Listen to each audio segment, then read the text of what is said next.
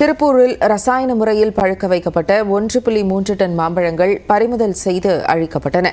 கூடுதல் தகவல்களை நமது செய்தியாளர் பாலாஜியிடம் கேட்கலாம். பாலாஜி, இந்த நடவடிக்கை எவ்வாறு எடுக்கப்பட்டது? விவரங்கள். ஜெனிஃபர், அதாவது திருப்பூர் மாவட்டத்தின் பல்வேறு பகுதிகளிலும் ரசாயனம் வைத்து பழுக்க வைக்கப்பட்ட மாம்பழங்கள் விற்பனை செய்யப்பட்டு வருவதாக மாவட்ட உணவு பாதுகாப்புத்துறை அலுவலர்களுக்கு தொடர்ந்து புகார்கள் வந்த வண்ணம் இருந்தது. இதன் அடிப்படையில் திருப்பூர் மாவட்ட பாதுகாப்புத்துறை நியமன அலுவலர் விஜயலலிதாம்பிகை தலைமையில் அதிகாரிகள் தென்னம்பாளையம் சந்தையில் உள்ள கடைகளில் ஆய்வு மேற்கொண்டனர்.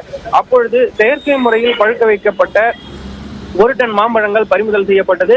மேலும் தொடர்ந்து ஆய்வு செய்த போது, அதாவது 102 கடைகளில் ஆய்வு செய்த நிலையில் 12 கடைகளில் விதிமீறல் செய்து ரசாயன முறையில் மாம்பழங்கள் பழுக்க வைப்பது கண்டறியப்பட்டது.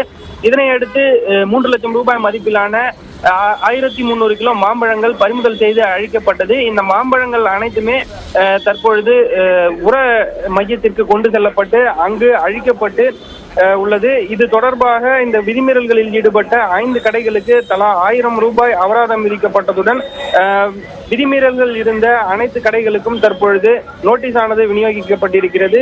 தொடர்ந்து நல்ல பழங்களை பார்த்து வைக்க வேண்டும், மேலும் பொதுமக்களுக்கு நல்ல முறையில் பழுக்க வைக்கப்பட்ட பழங்களை மட்டுமே விற்பனை செய்ய வேண்டும் எனவும் உணவு பாதுகாப்புத்துறை அதிகாரிகள் அறிவுறுத்தியிருக்கின்றனர். ஜெனிஃபர், விவரங்களை வழங்கியதற்கு நன்றி பாலாஜி பாஸ்கர்.